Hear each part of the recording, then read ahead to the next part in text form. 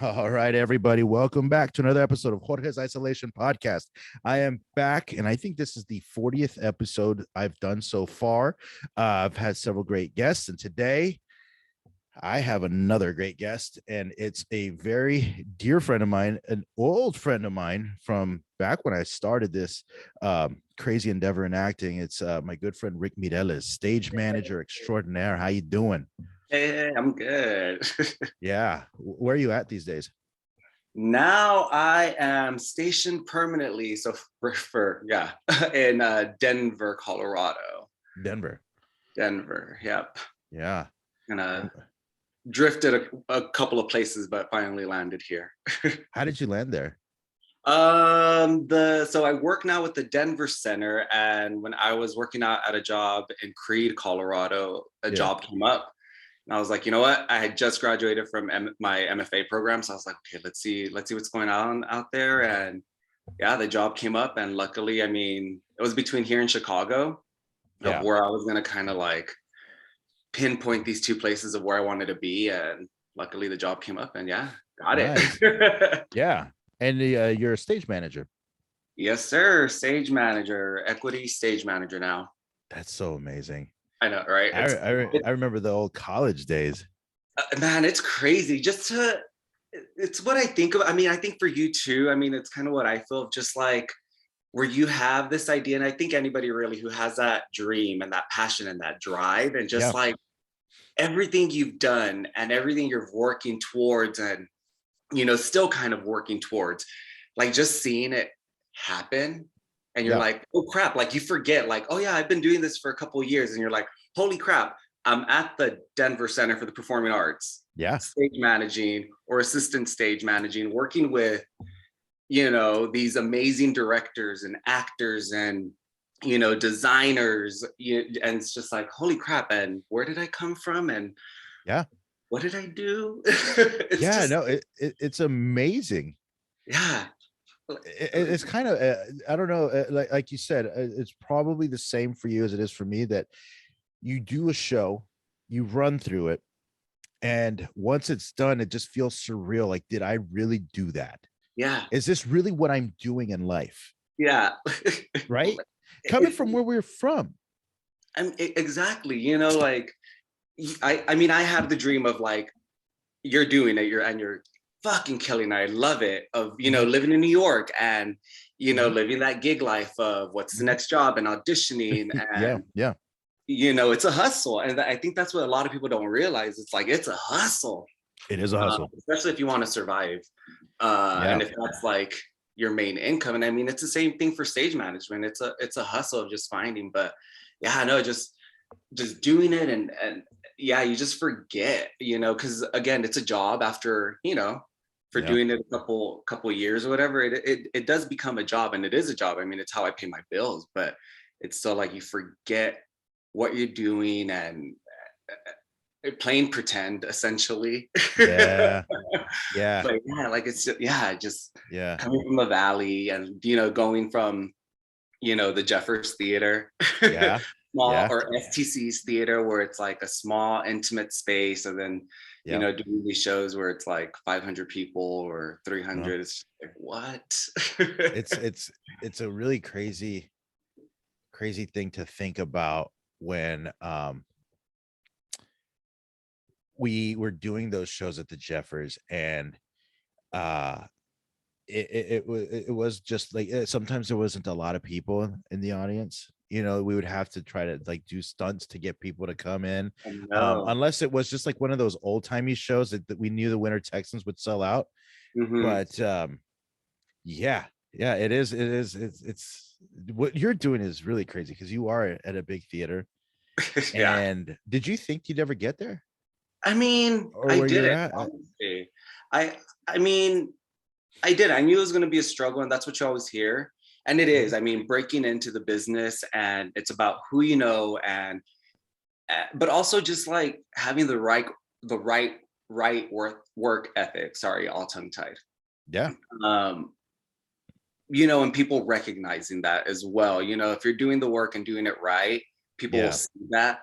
But I honestly didn't think I would like end up doing it professionally. I mean, even still, sometimes I'm like, whoa, am I still gonna end up doing this? Or, because even with the Denver Center where I'm at, I mean, I'm a resident stage manager now, Hmm. but it's always like when the come towards the end of the season, it's never like, oh yeah, you're coming back. It's always like, I'm coming back, right? It's always like this, like, Yeah, you you never never know if you know if are. you're gonna get Yeah. asked, or, I'm assuming, you know, unless shit hits the fan and I know I'm not coming back because of the way I performed on a certain show or something happened, then you kind of Yeah. have a heads up of like, you're not gonna get asked back. But Yeah. it's still, you just, for me, I just never have that certainty, not like with other people who have their jobs of like, Hmm. this is where I'm at.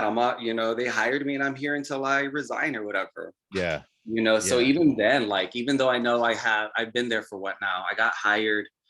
I mean, it was big. I mean, whew, I'm glad I did. I got hired right out of grad school, basically. Yeah. So 2016, Yeah. and I'm still there. Okay, that's good. Yeah, I mean, and I love it. It's still like, man, they push me. The shows Yeah. we do, everything that I've worked on has been amazing, and still A- growing as a stage manager and assistant stage Absolutely. manager.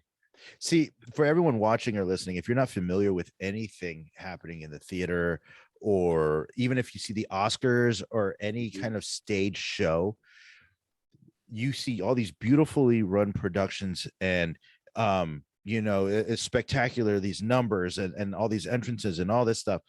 But there's one person or a couple of people actually that do not get any credit whatsoever for these beautiful productions and the work that they do. You always hear about the leading actors, composers, if it's a musical, the person who wrote the books, or the directors or the playwrights, whatever, just the main people we see on the billboard. But the fact of the matter is, without stage managers are the people who make sure every piece of the puzzle of a show falls into place. And they're the ones making sure that people are on time, people meeting their cues, costumes are on people, this actors, this over here, where's this person, where's this cue, this light, this blah, blah, blah. Everybody is connected. And the stage manager is the backbone to me of the whole production. And there isn't enough love given to the stage managers. I mean, not necessarily in like the public view. Not There's in the not, public view, yeah. But I mean, because every show that I do work on, and I mean, it goes both ways. I yeah, give them my grace, and I'm there telling, and I'm there to help them. I'm yeah, there to help them perform. They're the ones going on stage. yeah, So whatever I can do, and vice versa. And I think that's what they see. They appreciate that. So I always get from my actors, from my designers, anybody that I work with, like, thank you for being yeah, basically who you are and making sure the ship sails yeah, to yeah, a destination, yeah, even with the turbulence that could happen or the roughness that could happen along the ways. So while we may not get that recognition publicly, like I said, I certainly get it from my peers, coworkers, which is great, because for me, that's yes, that recognition. I want to know that I'm doing them a service. yeah, You know, absolutely, absolutely. And that's always a plus when you're respected by the people you work with. It's like you said, work begets work. And if yeah, it's good work, the people are going to remember you, bring you hmm, along for the next production. yeah. It is true. It's crazy. Yeah, yeah, no, it is. Yeah. So so I knew you were stage managing when we were in college, but was that really like the first, like, is that what you want to do? When did you decide like this is what I wanted to do? And also, are you like a type A personality where are you very organized? Because man, I am not organized enough to do anything like that. I'm organized in work, but in life, like, there's certain things that I do, like when I'm cooking, my boyfriend will tell you, like, there's a Yeah. certain way that I like things. Yeah. Yeah. Yeah. But other than that, not really. Like, I don't have, like, my kitchen's not labeled, and Yeah. everything has to Okay. be in like a certain case. Like, life, no, but work, yes. Yeah. Like, everything has its place, everything has its department, and of course, because I'm dealing with so many different areas, it has to be. It can't be cluttered.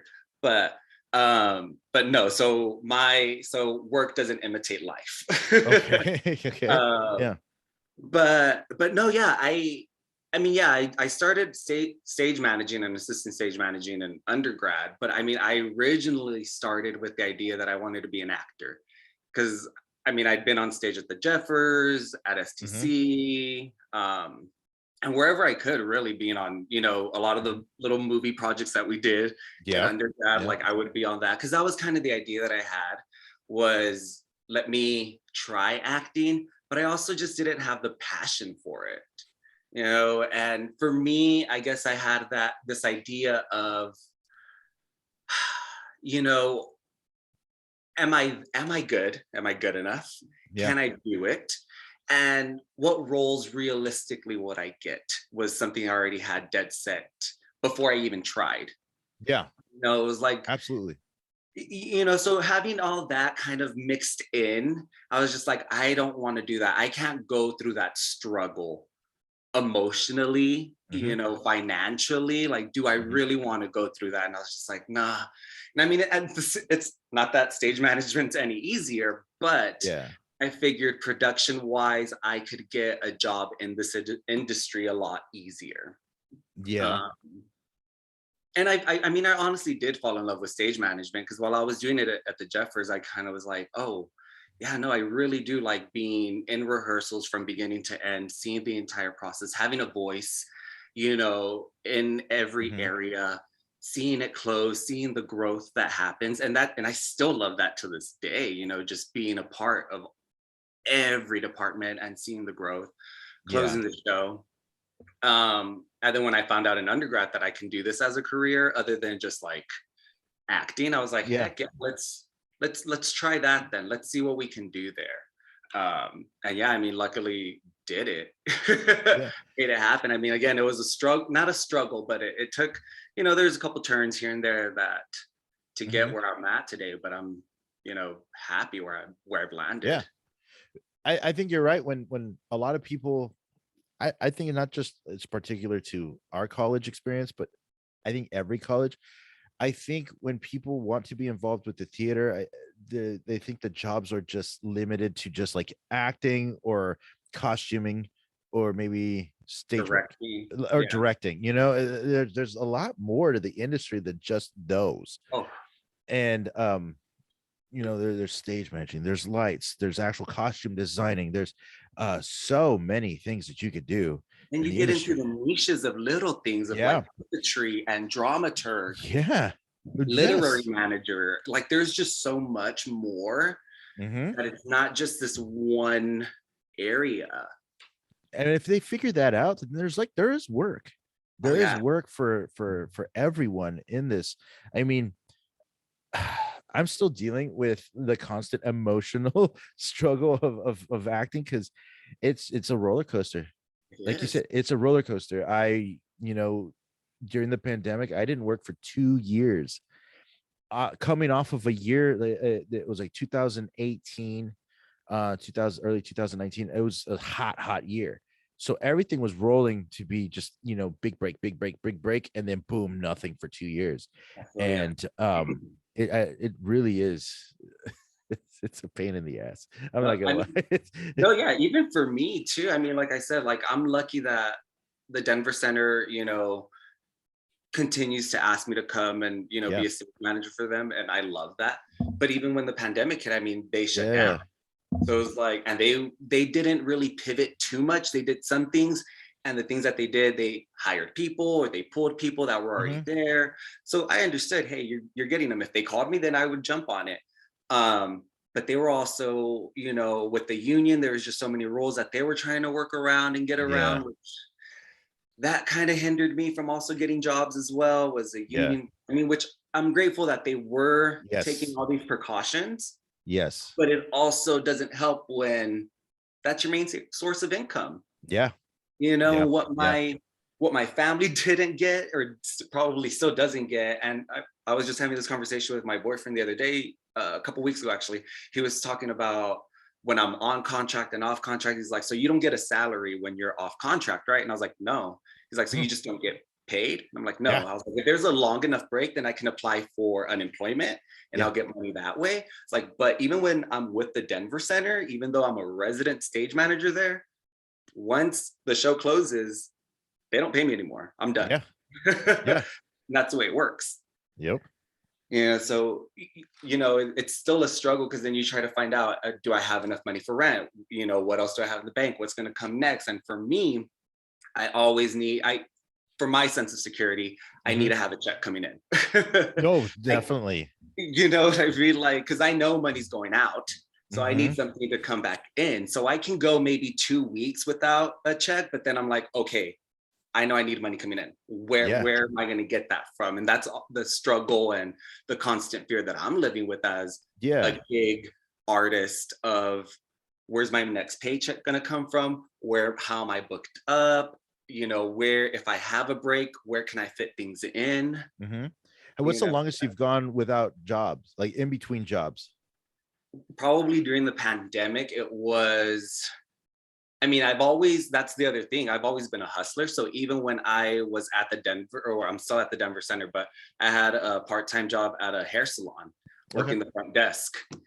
So whenever I was either not on contract, I was working there. Okay. And then when I was back on contract, I just worked it out to like, I worked either only on Mondays, which were my only days off from the theater.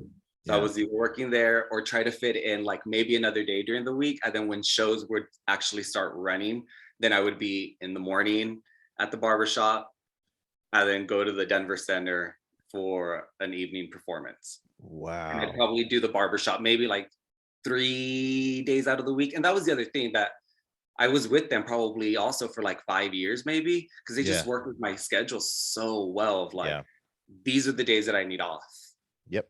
Because it became where I think I worked maybe 3 months straight with no day off, like on either job. I was always working something.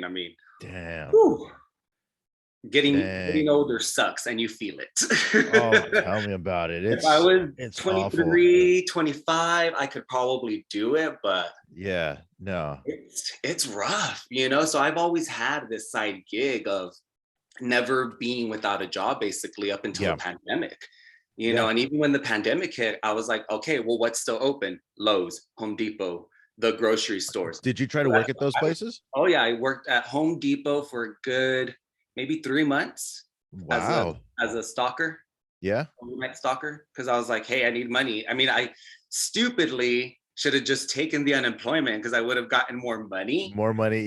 But again, the like hustler in me and needing money, not knowing what was going to happen, not knowing what the government was going to do at that time. I was just like, hey, I know this is what I can do to help myself. So let me do it. And I got hired. I think the pandemic hit. I was without a job maybe for like 3 weeks. And then I got hired at the Home Depot. Wow. And during that time, while you were doing the Home Depot stint, were they doing virtual readings or anything like that at the Denver Center that you would stage manage, and would they pay for those? Not at the Denver Center, but there's another company out here that I worked with before. They recently changed their name, so they're the Butterfly Effect Theater Company. And they're out in Boulder, and I've worked with them before, and I've worked with the director specifically before. And they were having a reading for somebody we know, couple people we know, for Bernardo Cubria's play. That just got produced in LA. The show you want? Yep. I did a reading of that also during the pandemic. Nice. I love that play. Here's funny. Do you remember that reading? Yeah. You remember there was a character named Gilbert in that Gilbert play? Cruz? Gilbert Cruz. I was with him yesterday. The real Gilbert Cruz? I was with Gilbert yesterday. Nice. Because I did another reading at Intar yesterday.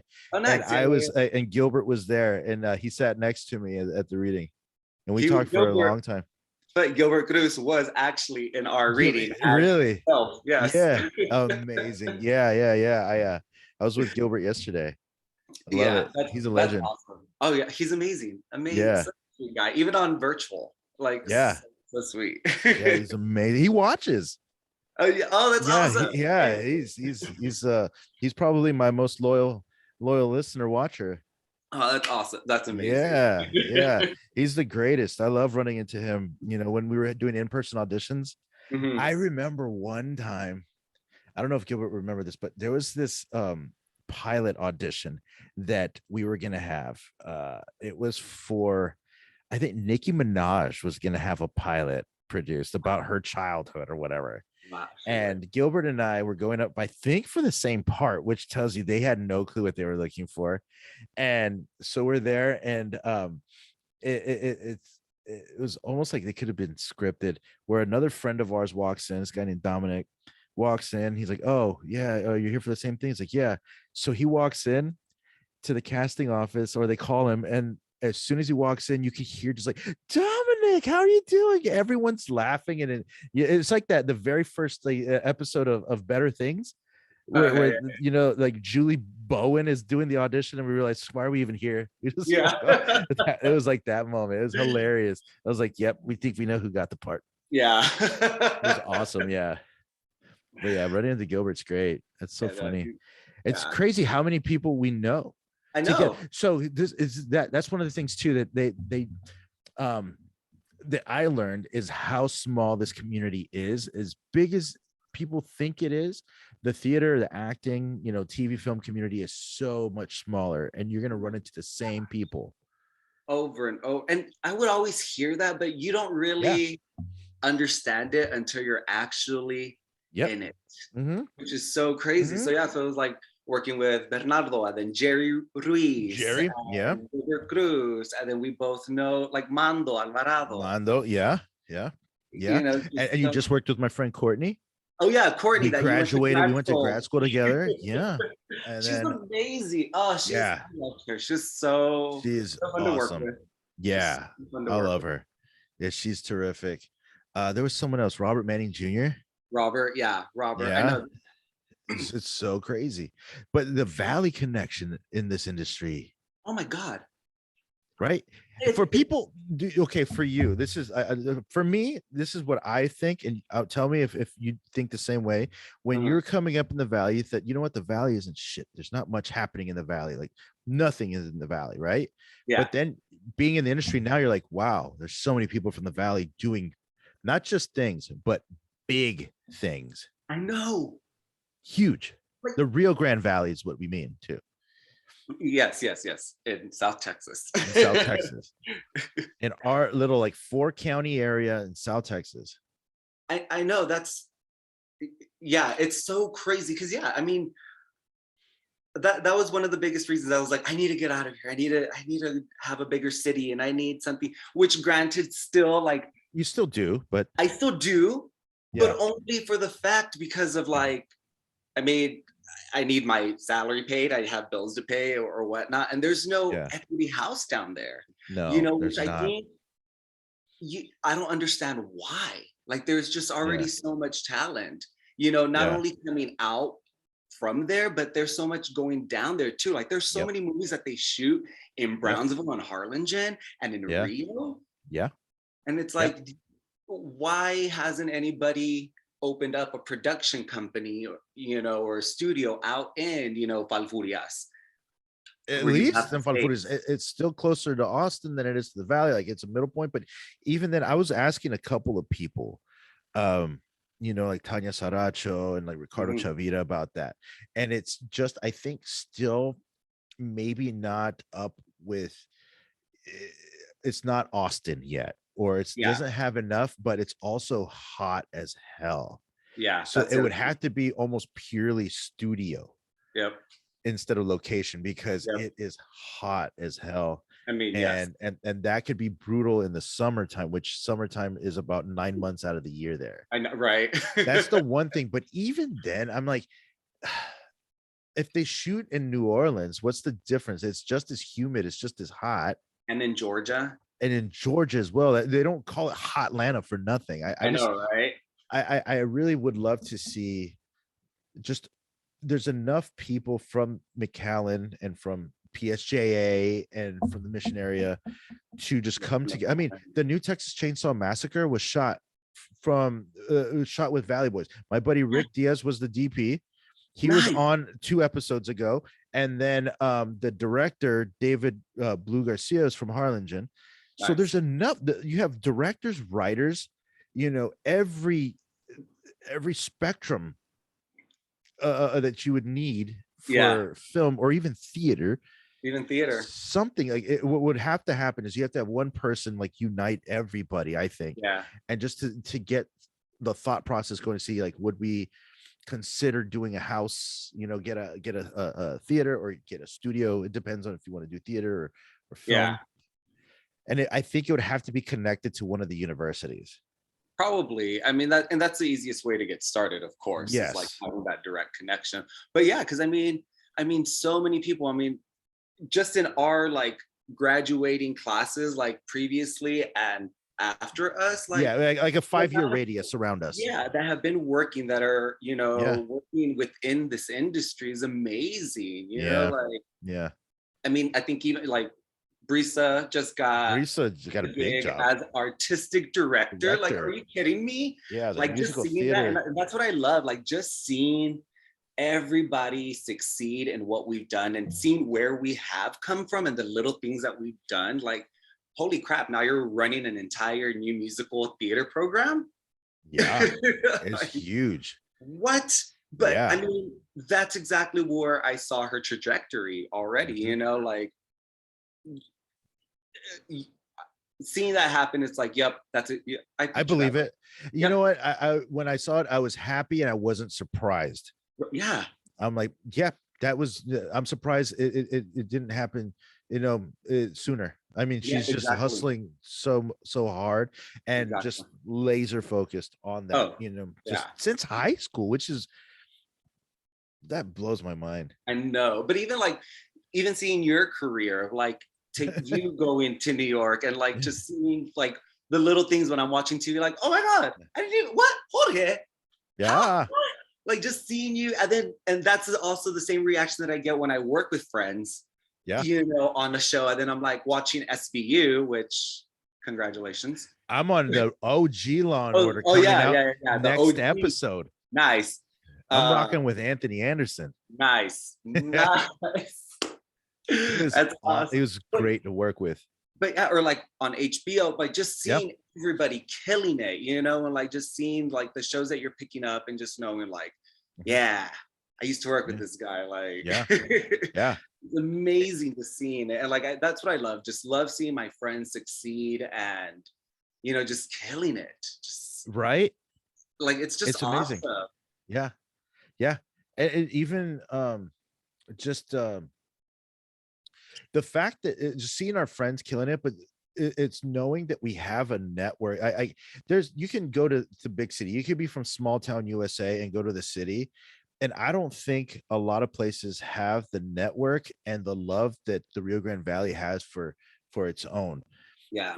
I mean, I think you can attest to this, is that the same hookups you had that were showing you love and giving you your first, like, stage managing, like outside of like Pan Am or UTRGV, whatever it is, are the same ones that helped me out when I first went up to New York. Like Mando, I met Mando twice. First time on the movie that him and Michael Ray were doing, and Cruzando, that was like in 2008, 2007, I think, or 2008. And no, it was 2007. And then I met him on a day that they were shooting, and I didn't even get to talk to Mando that long, him or Michael Ray, because they were obviously directing and acting and doing their thing. Then that production of Basilica that they did, remember you were helping out, you did that, you stage managed that there at STC. And it was there where I talked to Mando briefly, and this is, like I said, 2 brief conversations. And I said, hey, I'm going to be going up to New York, and he's like, hey, do you have a place to stay? And I was like, man, I've been looking. And he's like, okay. And then after that, he sent me a message and he's like, hey, I got, a room if you want it. Serena and I are going to LA. Just like that. They have a space, and they told me what the rent was, and that was that. And like, they didn't have to do that. And the same thing with Raul Castillo. Like the moment I met him, when I first moved up, the week I moved up, ever since then, the guy's been helping me nonstop. And he'll do that with every single person. The same thing with like Bernardo. And it's just, all those people are so helpful, and we've got that connection. I mean, that's what like Jerry Ruiz works with Mando all the time. And Jerry Ruiz, I worked with him the first time I ever, like the first outside theater out of any school in New York City. at Intar. Nice. Oh yeah, he used to be like at Oh, Intar, like, gee, yeah, all the time. yeah. Mm-hmm. No, yeah, he's great. No, I mean that's what I offer too. Like whenever like see that somebody's like here that I even haven't talked to in years, and I see that they're Yeah, either working a show here or just in town, I'm like, hey, if you want to catch up, if you want to visit, if you need some, let me know. Let's hang out, let's talk or whatever, just to keep that connection. Because it's just like, just yeah, knowing like, hey, you have somebody here yeah. even when you don't have anybody. Like that's what I loved about grad school was the only, not the only reason I went, but Jason Huerta was going there for technical direction. Mm-hmm. And then he told me about the stage management program. So I was like, all right, went to go check it out, got in. So then me and Slice were there. And then the Yeah, following year, Mike Salazar came. yeah. So it was like the small, these small student or like three, small town kids ended up in the Vayucos. same area. I know, ended up in the same area that the same school that Mr. Tom graduated from. That's yeah. Which is crazy to think about. But yeah, Mm-hmm. like just having, and if let me tell you, I mean, I got through it, but having those guys there and having that Yeah, sense of home there, it was amazing. Like yeah. just we would do Sunday barbecues or just like That's us hang awesome. out together, and like Yeah. you can tell like right away when somebody's from the valley, you just have that same energy. You do the Yes. same like all those Ah. little No isms start mames, güey. coming out. Yeah. Yeah.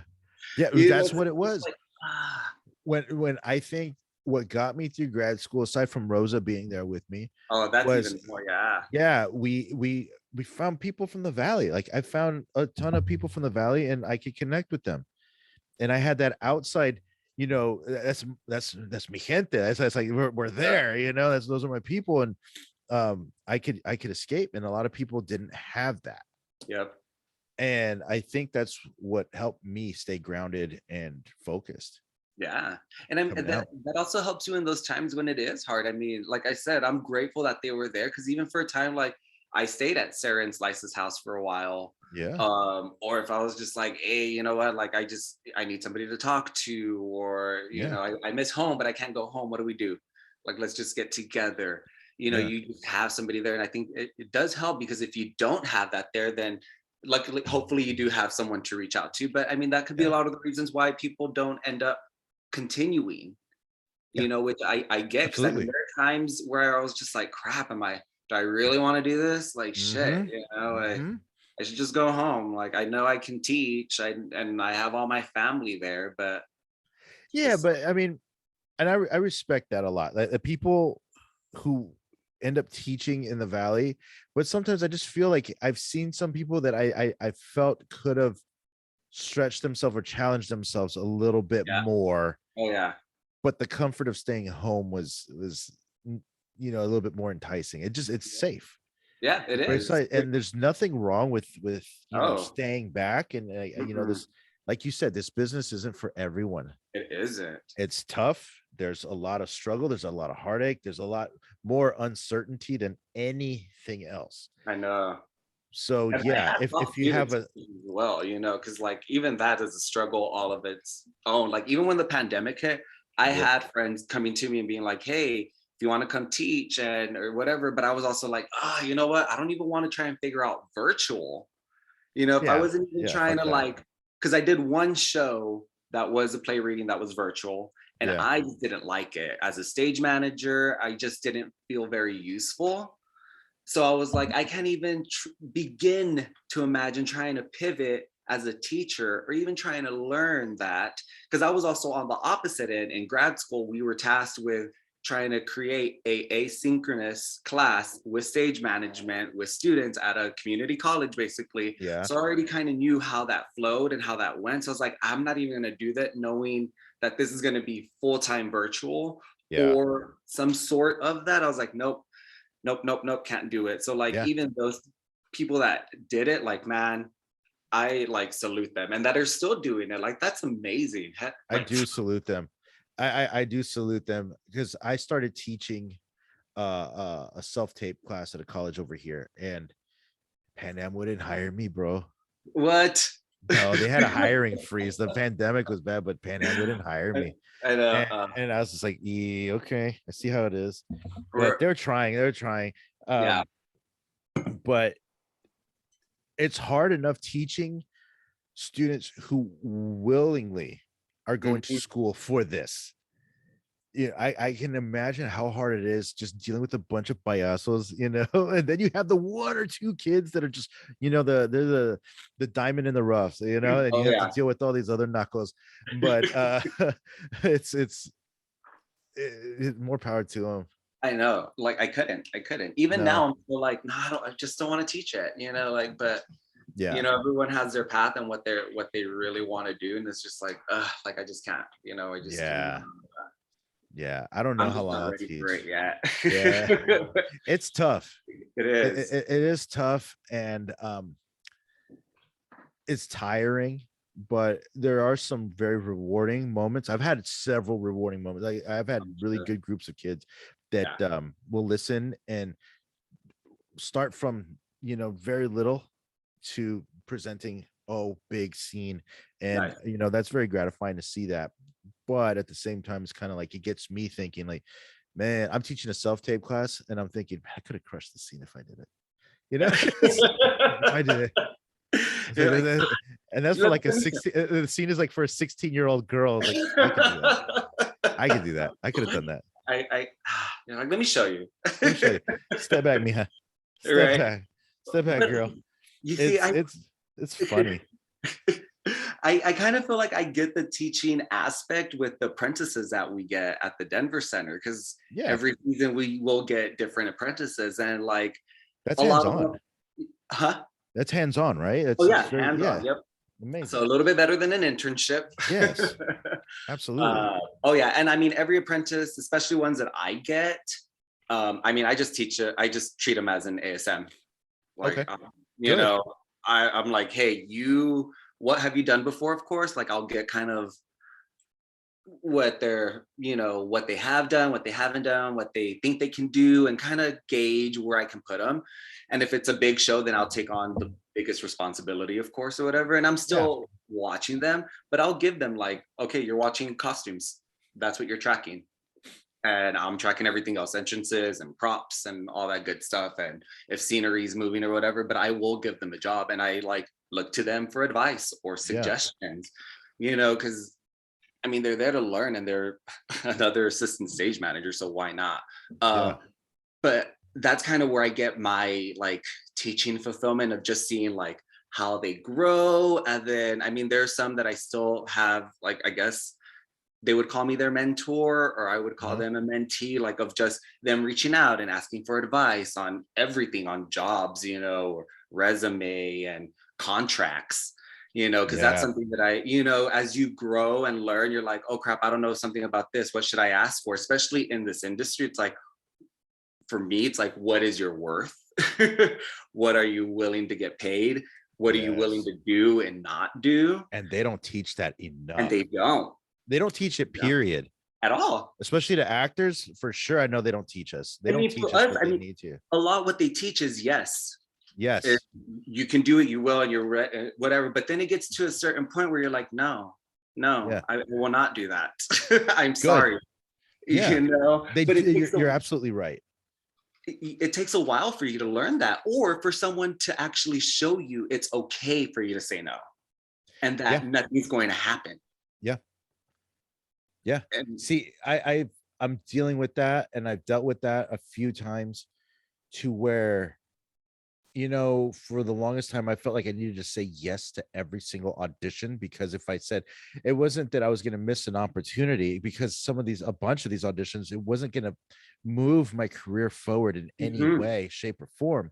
mhm, But if I said no, that my reps would, drop me or not submit me for other stuff. And then I start realizing, well, wait a minute. Let me look at my resume. Let mhm, me see what I've booked and look at the percentages of what I've booked as compared to what I've auditioned for. My percentages are pretty high. I'm mhm, very fortunate with that. I should have more of a say in what I'm going out for, and I should be seen for a little bit more. And mhm. I shouldn't get any pushback for that. And so now I just feel like after speaking to a few people, just I would call them mentors in my industry. I mean, Raul Castillo and Yuval Vasquez, they'll tell me like, yeah, no, you tell them that you're not going to work like that, or you say this and that, and a lot of people will never have that, and so they Mhm. become yes people and doing just jobs that they shouldn't be doing. It's just honestly, what is it going to do? It's just going to just is just going to keep them in the same spot the rest of Yeah. their career. They're going to Yep. know that they're going to be the one liner people, or they'll do the jobs that no one else wants to do, Yep.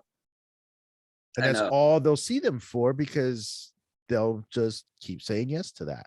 Yeah. And it's those little things that you don't learn in school that nobody Exactly. teaches you. And Nobody it's teaches that. the years of experience or having again those people in your life. Like Mhm. now I don't reach out to my professors anymore, but I reach out more to like my fellow stage managers, Yeah. coworkers, like, hey, they're offering me this. What do you think, or whatever, and getting kind of their insight, or like, you've done there, or you've worked here before. What do you think, or how did you feel? Like, kind of getting that feedback or whatever. But Yeah. yeah, that was always the hardest, of just never having that and feeling like you did have to say yes. Yeah. Absolutely. And that's one of the big struggles that I had to contend with over the last I would say like 3 years, 4 years, Hmm. just because, money's on the line and our self-respect is even more important. Yep. I Uh, think I don't know about you, but if you weren't getting any respect, you don't feel like your voice was being heard.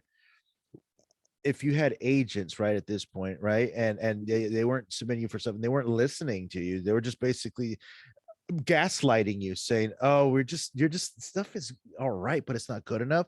yeah. I'd rather have no agents than have agents that don't work for me.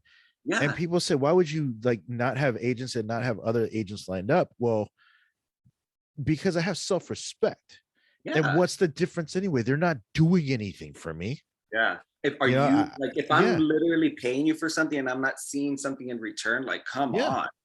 yeah, Like, come on. exactly. And that's the biggest thing is like, and that's what I've also learned being in this industry. And even now, more so after the pandemic, is like being my own advocate of just Yes, knowing that no one else is going to speak up for me, and no one absolutely. else is going to know. Like, yes, I've worked with so many people and they can speak to my work and it shows or whatever, but nobody knows what I can do better than me. Mhm. Nobody else can speak to it better than Yeah, I can, or absolutely. present what I can offer better than I can. So, and that took a long, and I'm still like to this day struggling with it, of how can I speak up, of like, not, and it's more like, I guess you don't want to sound too cocky, you don't want to sound too, arrogant about anything, but it's Hmm. also just like knowing, like, if you hire me, I know what I can do for you. And Yes. And the thing is like the proof is in the pudding. It's not yeah, like you're going in there making braggadocious claims and yeah. sounding arrogant. You're going in there with, here, look, this is a piece of paper with my resume. This is the work I've done. This is what I Mhm. can do. And these are the references I have. Yeah. So what's going on? Yeah. Right? I don't understand. Like, it's like I'm doing my job. I'm doing it on my side. But what are you doing? Yeah. And that's the thing that I dealt with on my end in the last few weeks, is where there's an instance where some opportunities were missed, and when I asked about it, they're saying, well, you need to be patient, maybe we're submitting you for these things and blah blah blah. And I was like, listen, I'm not delusional. I know what I can be submitted for, and I know what I can't. I'm not going to go in for a SWAT team leader. I'm a Yeah. gordito. I don't look ripped. I don't, just like, I know I'm not going to be one of the Bridgerton siblings. I'm not going to be, on Riverdale. Yeah. So Yeah. Yeah. I'm realistic, but these are things that I can do. And maybe it might be not a stretch, but just a teeny bit outside of the box. But if you get me on tape, I can change their mind. Hmm. I can change their mind. And then they'll say, well, actors can be delusional. I was like, okay, maybe. But let's look at what I've auditioned for and what I've booked or what I've been in the mix for from those auditions. And the percentages are Period. very high. Yeah. So where's the argument now? If you're saying that actors don't know what they're doing, it's like, well, I know math. What I'm presenting is mathematical. This is like factual. These are Yep. numbers. They don't lie. But I'm not even a good, like, I don't have to be talented to tell you, like, hey, this is this. So Mhm. so something is happening. Yeah. But I'm glad you're bringing that up, is speaking up for yourself, because a lot of people do not have that voice, because we're in an industry where you hear about people getting blackballed. Especially in our industries. That's what we're Yeah. always scared to speak up, Yes. because your director, production managers, or producers, if you Yes. like say something or whatever, then it's just like, oh, there goes my opportunity. They're difficult to work with. Yeah. You're labeled. Yeah. And that, I mean, I'm not gonna lie, I have had calls where people have asked me about actors, like, Yeah. hey, how were they, whatever. And I do give them the God honest truth of like, oh, they were Yeah. great, whatever. I never speak bad. I will say, oh, I did have an issue with just like their arrival times. Be That's it. prepared. Yeah. I was like, but Yeah. it could have been something that was going on during that time. I never want to tell them and say like, so they're going to be late for sure for you, because that was my experience. And I do the Yeah. same thing. Like if I go and work with somebody and they're like, oh, you're working with them, blah, blah, blah, I'll take that. Yeah. Okay, thank you. That might have been your experience. Yeah. I may have a totally different time with them. They may Yeah. be, and it's happened where I've had people say like, oh, they're fucking horrible. And I'm like, really? I just finished working with them and Oh, they we were a were great. dream. Yeah. Like, Yeah. don't know, maybe something happened, Because of people telling you that they were the problem could be the problem themselves. yeah. Right? So, Because how many yeah. times have you heard someone running into a celeb and the celeb they say is a dick, or they're Yep. such an asshole? It's like, Mhm. well, wait a minute. Where is this interaction happening, and how did you Mhm. approach said celeb? Mhm. And were you asking to take a picture, and were they with their kids? Were they with a loved one? Were they just trying to get through their day? You don't know what's happening. Read the room. Yeah. People just Yeah. don't know how to read the room. Yeah. Yeah. Which I get, but and I guess Yeah. maybe because we have been in this industry for a little bit that we can. I mean, I've worked with like 2-time Tony winning directors, and I like walk in, I'm just like, hello. Uh, On the inside, I'm like, oh my God, what the fuck? yeah. But you can't act like that. Yeah. Or you want to get their autograph. I'm not going to be there at work asking for the autograph. And I think it's just one of those of just like, it's probably that adrenaline of realizing, oh my God, Yes. ex celebrity. So let me do it. But Yes. yeah, reading the room and understanding it. And yeah, like they're a dick because they were at dinner in the middle of eating their soup or something. And you're Yes. asking for a picture. Of course they're going to be a dick. Yeah. Like, No, absolutely. I would be that too. yeah. So with that being said, though, you've been working now. What is the one um person that you're still like amazed that you worked with them or got to see them work or been in the proximity of them? Um, man, they're David Auburn, the Okay. writer, the Yeah. playwright. Because working on a lot of his stuff at undergrad, Eric, Dr. Yeah. Wiley would make us read Yeah. a bunch of his stuff, which I mean, loved his work either way. But Yeah. getting to work on his show, one of his new works before they That's took it so cool. to MTC, was amazing. And that was in grad school. Yeah. The next thing that I'm like super excited for is maybe a lot of people haven't heard of him, but David Byrne from the Talking Heads. Yeah. Yeah. The Denver Center is doing a show with them, Theater of the Yeah. Mind. And I'm gonna be one of the stage managers on that show. So Wow. can't wait for that. So just working with everybody. And then just the actors too, just different actors that are on Broadway. Yeah. Just have been Which Broadway actors? Jessica Vosk.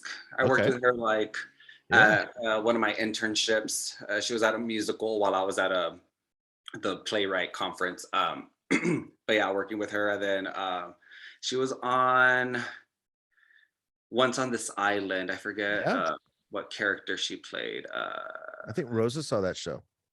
Uh, but yeah, I worked with her on a new play out in uh, up in Colorado somewhere, but for a new festival, a new play festival or whatever. But Hmm. it, yeah, Kelly's her name. Forget her last name, but yeah.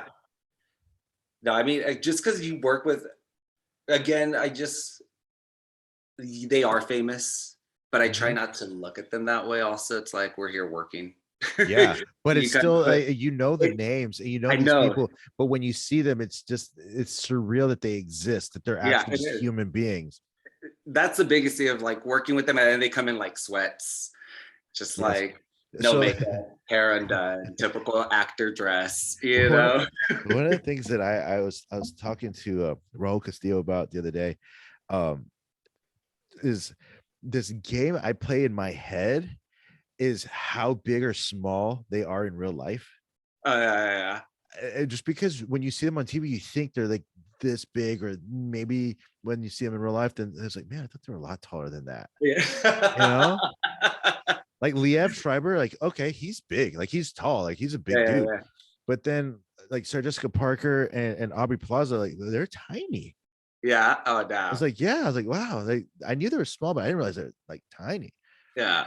You I know, mean, you're the one that's been working with all these big, I mean, booking like the HBO show and everything. Like that's, dude. Speak of the Valley, at HBO with Divorce, you know, Thomas Hayden Church was from Harlingen. oh, really? So that's how I approached him when I was Holy working. crap. There's this rumor when we were in the Valley that Thomas Hayden Church, for many years, I heard about this even back when we were in college, that Uh-huh. he was from Harlingen, or you know how there's always a rumor that some famous person is from like Harlingen or Brownsville, Yeah. there's from the Valley, but there's nothing to ever prove it. Yep. So I had the chance. I worked with him, and I approached him the first day on set, and I asked him, I was like, "Hey, Thomas, are you from Harlingen?" And he's like, "Shit, man, you know Harlingen?" And I was like, "Yeah, man, I'm from McAllen." He's like, "Well, no shit." He's like, I grew up in Laredo, and I graduated from Harlingen." It's like so crazy, and we had that connection, man. So it's like we're still Valley people. I know. That's that is Yeah, so fucking crazy. yeah, it is crazy. But yeah, like seeing like those, I'm still I haven't been starstruck, but when you say, when I did Going in Style, that was the one where I didn't know if I could talk to Morgan Freeman or Michael Caine Oh or shit. Alan Arkin. And I was on set for 6 days and I didn't say hello to them out of, I was scared until the third day. Oh, I mean, And I was in a scene with them. so you already had like, I did you already have shot like, for 2 full days. and did you have dialogue with them? Yeah, we went back and forth. Yes, we worked the scene out. The whole robbery. And you still couldn't bring yourself to like off camera. Off camera, I was so scared I because mean, I'm a dumb kid. I don't know if you could talk to royalty, and it's kind of like when I was in that movie, man. It's very easy to think. I would have thought that I was background. I was an extra, but yeah, I actually auditioned and I was on this movie, is in this movie, and I got paid. So I had one of the cool little chairs, but I still felt like I wasn't worthy enough because there was like the level, there yeah, was like oh yeah, the for sure. lower level guys, and then there was the stars. Yeah. And that was nuts. But once I said hello, they were so nice. Yeah, They were very cool. Yeah. man. Yeah. I Yeah. can't even. Morgan Freeman. Wow. I mean, Oh, yeah, I probably wouldn't be able to go up right away either. I mean, that's kind of what happened with David Auburn. I mean, I was not that I was starstruck, but I was like, it was all about work. yeah. You know, it was like, oh, do you have any pages today? Okay, yeah, yeah, yeah. Yeah. Well, these are the changes that we did yesterday, and blah blah blah blah. Let me know if you need anything else. So it was very much like, what do you need? What do you need? Boom, boom, boom, boom, done. Yeah. Yeah. What other Yeah. playwrights have you worked with? David Auburn, Naomi Azuka, um, Jesus Christ, Eric, I can't say his last name. Peffinger is like a newer playwright. Mhm. I just worked with Bofield Berry. Uh-huh. She's out of Oregon. We just did her show in the Upper Room. It was a world premiere, the one that Courtney was in. Yeah, yeah. Um, and then she's working on a new musical. Actually, I don't know where it's going, but it's getting good traction supposedly. So we'll see. Nice. Uh, but yeah, no, and I think that's what I ended up loving or finding out what I like love in my career is new works and working with these Yeah. playwrights and seeing like the trajectory that it goes on. Like one of my first jobs was at the O'Neill Theater Center for their playwright conference. And Really? then yeah, so I worked with Michael Liu, who did Teenage Dick. Uh-huh. And I forget what show he was working on there. I think it was called Tiger Style. And I think it had did something up at the theater in LA or in Atlanta. But yeah, but then just seeing like their growth and seeing what they do, or like Mm-hmm. Lindsay Mm-hmm. Ferrantino, she wrote a show in Her Bones or Love something Bone, I think. And I think Meryl Streep's daughter played Yes. at Yes. Roundabout. Yes. Yes. Yes. And now one of the schools, I think PSJA, just did it for UIL. Yes. Yeah. And it's just like, oh my God, like I literally worked on that workshop. Yeah. Yeah. So just seeing like the life that it has, or what, where it gets produced, if changes happen. And that's the thing, like a lot of the times I don't get to see them later on. So I Mhm. don't know if they have been changed from what I saw. But just seeing that they do have a life after this, or that these playwrights are still creating, and like Mhm. that their works, like, I mean, a lot of the works that I'm on, I'm like, this needs to get picked up. Come on, why isn't it? Yeah. And then it usually does, but when it doesn't, I'm like, what the fuck? Why not? Like, this is a good show. Like, it's Mhm. ready to go. Why hasn't anybody picked this up, or why aren't they doing it? But this Can industry, you never know. can man, COVID. But yeah, no. COVID's ruined so much of that. Oh yeah, big Man, time. that's the thing. I did that reading yesterday, and over the last 4 days, I was working on a play, workshopping it and rehearsing it, and then we did a reading, and it felt so good. And I forgot about the whole process of being on stage, because I've done pretty Oh much yeah, nothing but TV. yeah. I don't think I've done I did one set of plays. I did like plays at the Cherry Lane a few years ago. But really, when it came down to like theater, I've never really I haven't done that much, Yeah. since graduating grad school. It's just been TV, TV, TV, TV, and that's great. I love it. But like you said, being in that room, seeing the process, talking about new pages, getting rid Oh, of pages, cutting lines, adding a whole new scene. I miss all that. oh my God. On the play that we just worked on in the Upper Room, we ended up changing our intermission. And we already Really? had been rehearsing. Yeah, we had been rehearsing. Like we were probably in rehearsals for maybe 2 weeks or a week and a half. And the writer came and was like, well, let's try with the intermission here. And then switched it up. So for us, stage management, we're like, holy crap, but changes were happening. And now we need to figure out timings for costumes and what people That's are entering nuts. and if that's possible or whatever. So for us, kind of like change things up a little bit, but it ended up working out. But it was just so crazy, like, because I mean, I've worked on a lot of new plays, but I hadn't had that happen of like Yeah. still getting new pages, still getting new scenes, Yeah. changing things around. So I was like, holy crap. I was like, I feel like I'm in a movie right now. Yeah. No, absolutely. Felt very surreal to actually have that where you see it happening on TV, or that's what Yeah. people picture, and then you're like, oh, I'm actually living it right now. Oh, I bet. And it's just like I said, like I miss that whole process. It's like a teamwork. Oh yeah. That whole bonding experience of being in the rehearsal space and getting those random changes and just knowing like, oh my God, um I miss that so much. I really and truly do. And I mean, I'm glad you get to experience that and work on that. It's been great. I mean, when you didn't like make the conscious choice of like, I'm only gonna do film or TV. I mean, that's just been like, No, I didn't. But in New York, you do a lot of free theater. yeah, And I did free theater. I did 1 minute play festivals at NTAR. I did readings, and it came to a point where I was working the survival job.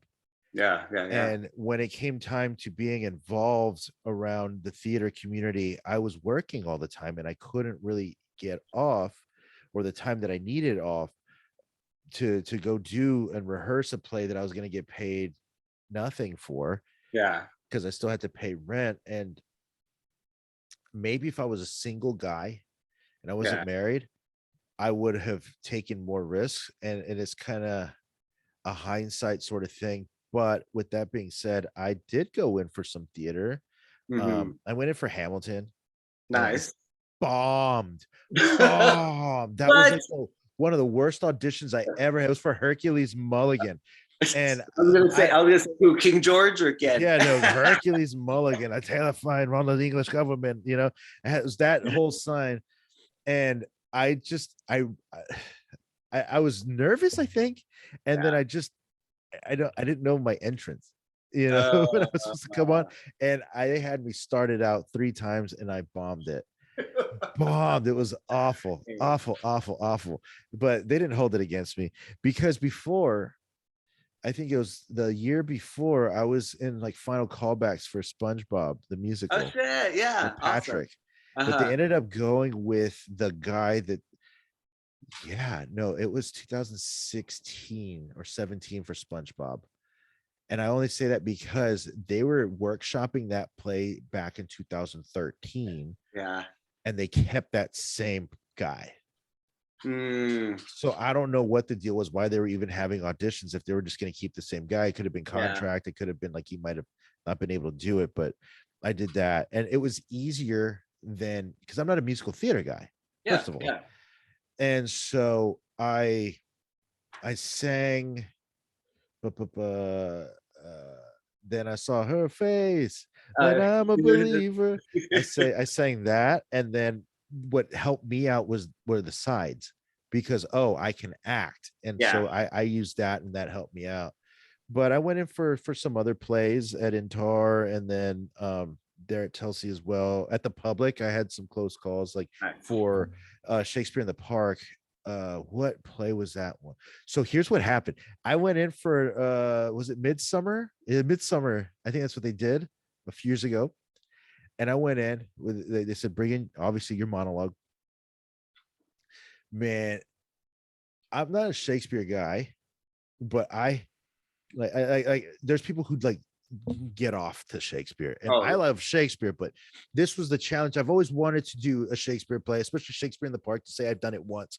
yeah. And I went in and I crushed my monologue. I surprised myself. Let me just say that I surprised myself. I was like, oh Who was shit, that? Yeah. like this the girl. I was like, I did it. And, Booked. and I was like, booked. And I thought, man, I'm getting a callback for sure. And then they're like, Jorge, that was great. Can you read these other sides real quick? You have 10 minutes. And then that smile and that cockiness just went like, it's like Fuck. all of the air was taken out of my balloon. And I went and I tried, and I was the only one that they asked to do that. So people around me were being haters, Yeah, yeah, yeah. and there's all these little white kids. And I went, I went over it, and I just realized, nope, not getting this. And they ended up casting another. They cast a girl, so I was like, that's why. They wanted to go with the female, not a male. Yeah, Not yeah, because I sucked in my callback, but yeah, so pissed. But yeah, no. When it comes to theater, at this point, if it doesn't, it has to make sense financially now that I have Okay. kids. Yep. And if it isn't paying a lot, I really have to be in love with the play. No, I mean, what I think Dr. Stanley would say that was you have to do TV and film to feed your theater habit. Exactly. which I mean, Yeah. it's so true. I mean, I'm lucky in that, again, I have like this resident stage management gig, Yeah. and I know what, like, when I know I'm coming back next season, they kind of give me like, this is your show. Like, they give me 3 shows basically, or 2 shows Yeah. that I know I'm going to get my weeks. I kind of know my schedule lined up already. Yeah. I already know what my salary is going to be. So I'm like, okay, I know Yeah. this is it. Yeah. So I totally get that of like, Yeah. And makes sense financially. Yes. yes. And the thing is, we've had Hamilton and we've had In the Heights, but they still really don't write shows for us or people uh-uh, that look like us or uh-uh. our stories.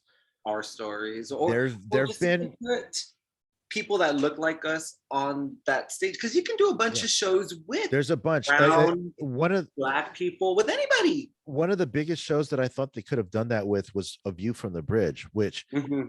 you and I both know we live in an area where there is a bridge, and the same kind of story, instead of Mm-hmm. Italian, they're Mexican or from South America.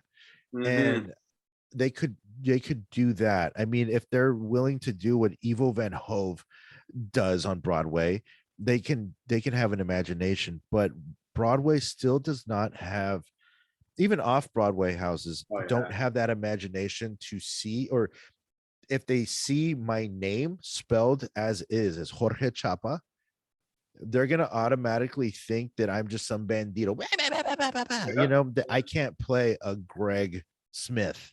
Mm-hmm. But and that's the other thing. And That's the problem. I also like, I do like a good musical, but I don't love them as everybody else. I also feel like there's like this certain sound in musicals, especially for Yes. guys, where it's very white. And I Yes. hate that sound because it Yes. doesn't sound real. It's like when you Yes. see somebody and you can tell they're acting. I Yes. hate that. I want it to be natural. Like Yes. nobody talks like that. If Yep. if you're telling yourself that, then you're already taking yourself out of it, and it's Yeah. not believable. And Yeah. that's what automatically gets me with musicals, is that it's always, and yes, a bright, airy, nice sound, whatever, but there's always this whiteness sound Yeah. to it.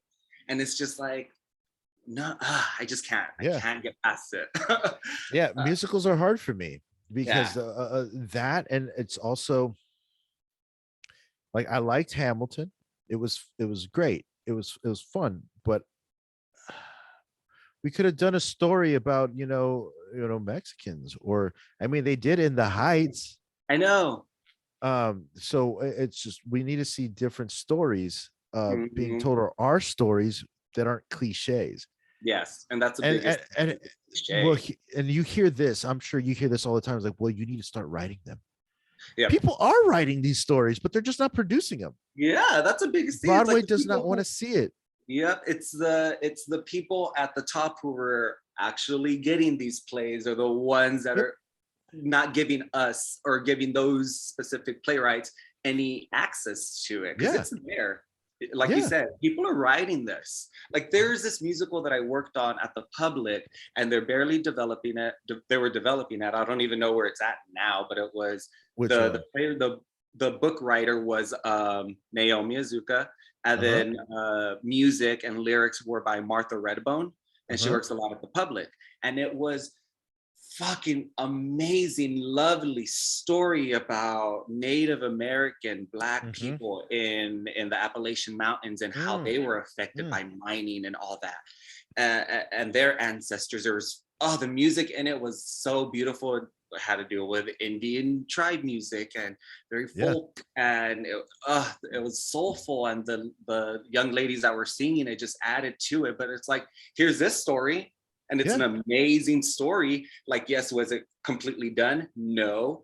Does it need another workshop or two? Probably. Yeah. But here it is. Like, you Yeah. can definitely pick this up and start workshopping it, as all these other plays do, where they know they're going to get this trajectory. Yeah. Like Wicked, and like don't even get me started on fucking Dear Evan Hansen. Like, that You didn't one like already. it? Oh, I fucking hate it. It should have been called Dear White Privilege. I hated it. And I was watching, I was like, this would have happened.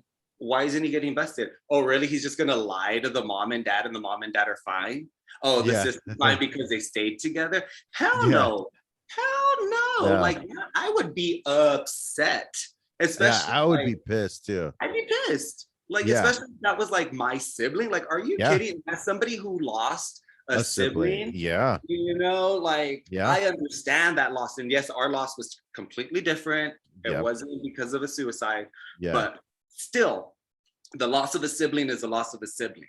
Yeah. And that still affects you in a certain way. So it's like, what? And then someone comes in and they're lying about something, giving you hope that there was a relationship, there was this different side of the person. I see that. I see that. Yeah. I was like, I was like, what? Yeah. It's like, no. Yeah. And I also just thought a lot of the music wasn't that great. Like that whole song about the baseball glove with the dad. Really? Did we need this? Yeah. Like, okay. Yeah. No, I see that.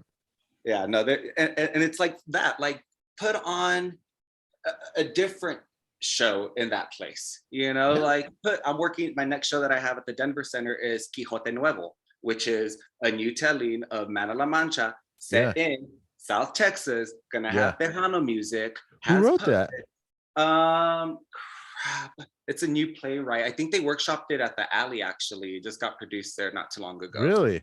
I'll find it in a second. Let me get on the good old Google. But put that up on Broadway. Yeah. Why not?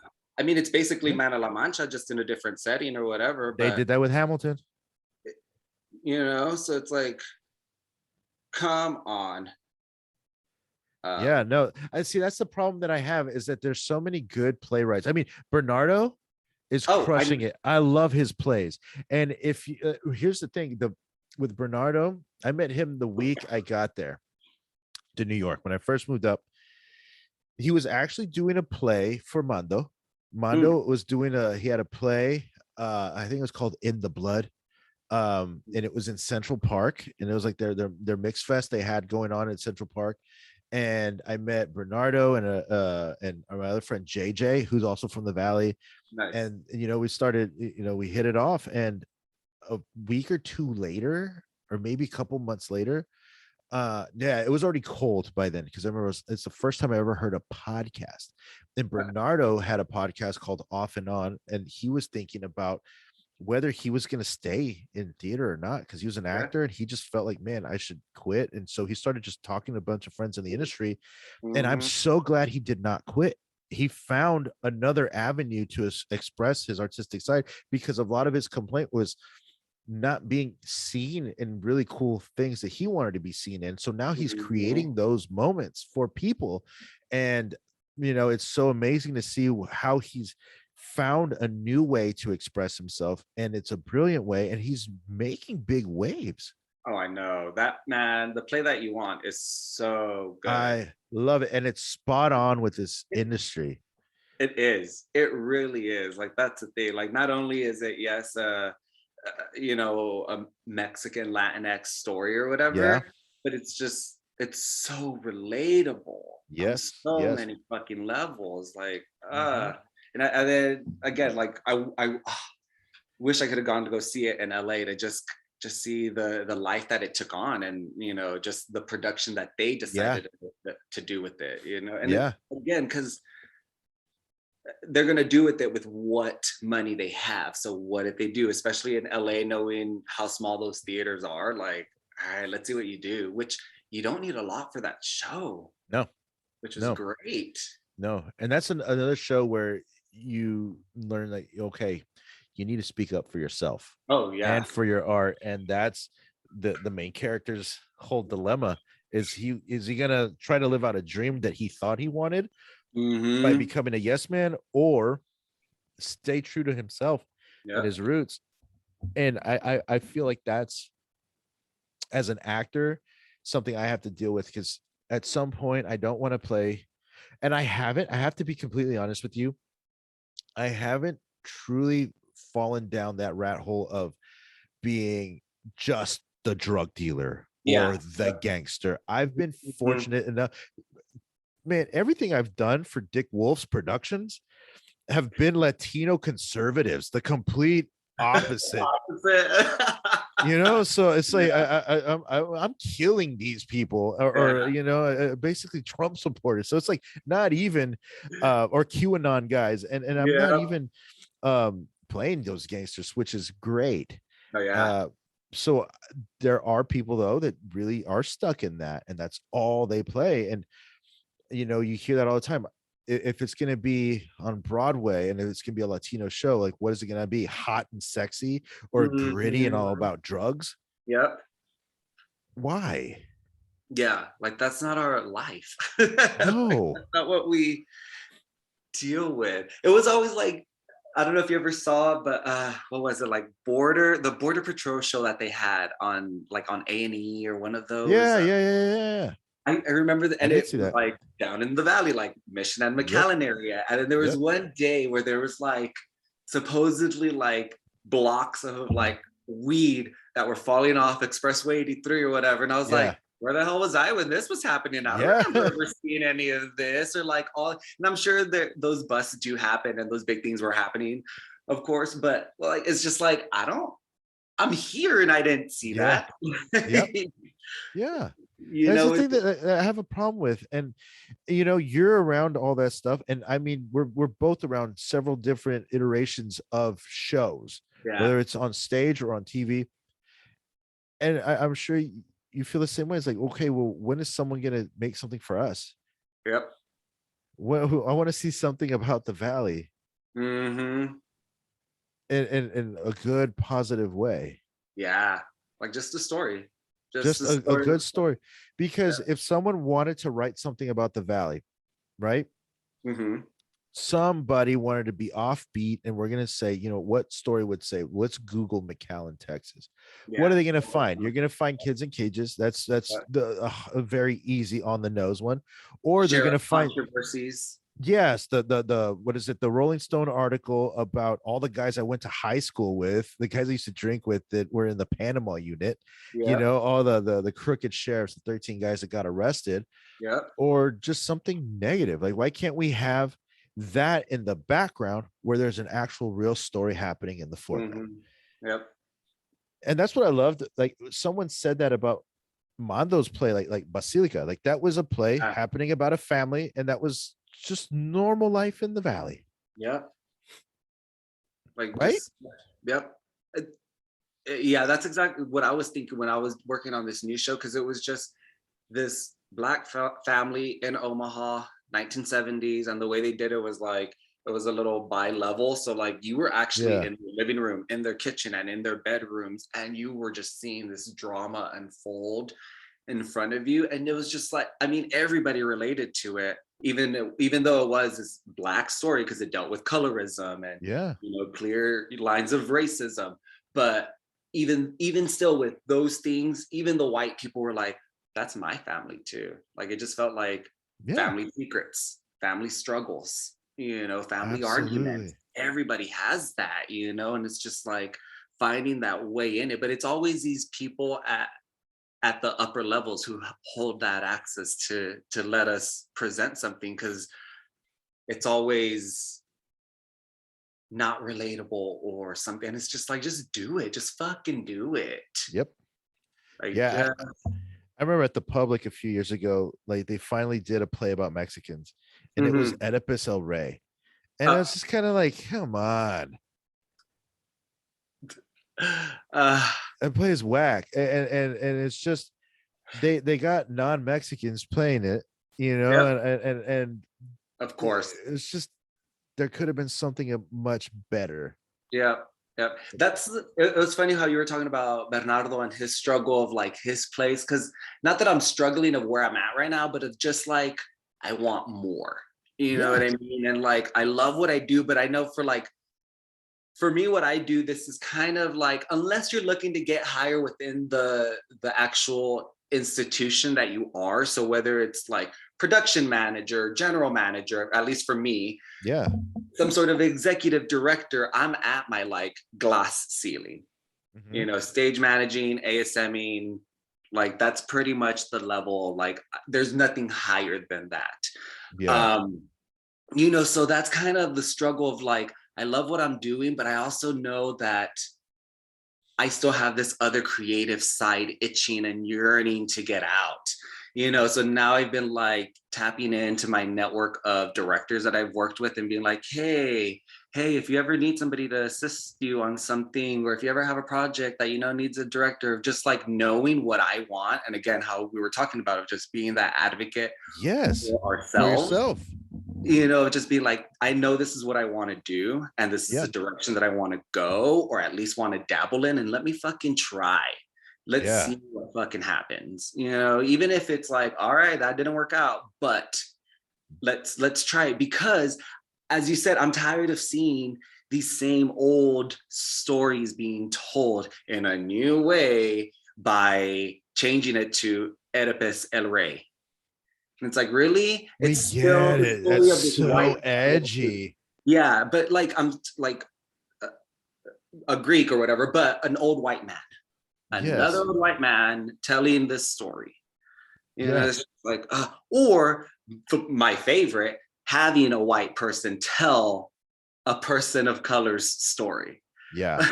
Like, And that happens often. often. There was a Yeah. play we were working on here, dear God, and it was about a slave, and it was by a white woman. And Ugh. she was having these dreams and visions and people coming to her and whatever. And of course, it's this white woman at this institution telling this Black story. And I was just like, are you fucking kidding?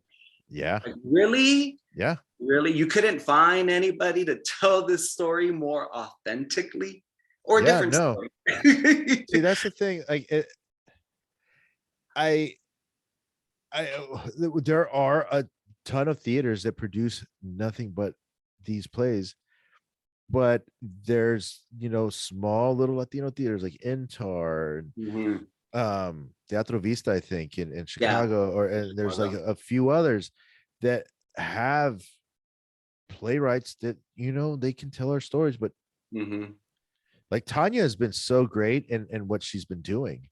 Mhm. And, Mhm. going from theater and then parlaying that into TV, and what she's got going on with her group is big things. Yeah. And they're trying to make waves and trying to change it up. It's just we need more, Yeah. just different visions, but coming from the same eyes. No, for sure. For Do sure. does that make sense? Or just kind of like just a different vision. We want to see more of our stories, Yeah. and we have the platforms now. Yeah. No. And Amazon that's and why I was Hulu. like now exploring these ideas for myself, like I was saying, of either like directing or assistant directing, or even starting like some sort of production company of just like, I know people. Yeah. I can tap into these things. But again, it's just like, okay, now that you have this idea or this dream, like now let's start working out what do you actually need to do this, or do you Yeah. want to do it? And again, that's always a scary thought, because for me, the way that I take it, it's like if someone was jumping, not necessarily onto a different career path, but Mhm. like for me, knowing that my stability is in stage management, Yeah. switching over to directing or even acting, like that's an unsure area for me. Yeah. Yeah. Especially like knowing, like for yourself, it's years of fucking experience and years of auditioning. Yeah. And it's like, yeah, you could get a big break, or I could submit an audition for something and then get a fucking break out of nowhere, of never having gone to grad school or going through that process or whatever, but still, like, it's just taking that initial step, I think, of just like saying, fuck it. Like, let's just do it. Yeah. Let's see what happens. Yeah. And I'm dealing with that myself personally, in terms of the fact is that I want to do certain things, or be in certain shows, or tell certain stories, Mm-hmm. but I'm at the mercy of being submitted, or being right for, or competing with bigger names. And Mm-hmm. Yeah. the argument on the other side is saying, well, you got to create yourself, you got to do it yourself. Yeah, I do, but I just first of all, I don't know exactly how I want to go about it because I've tried that in the past. Yeah. Yeah. And it's also how much energy do I want to put into this? And, if this is something I really want to pursue, because if I'm that tired of it, kind of like you might be at a certain point where you're feeling the need to, you see all these beautiful stories being told, but it's kind of like, I want to be a part of something bigger, but I want to help people Mm-hmm. present that as well. Mm-hmm. Where's my place in that? That's Yeah. where I'm at. Yeah. I'm thinking, and I was thinking about, man, I should write more.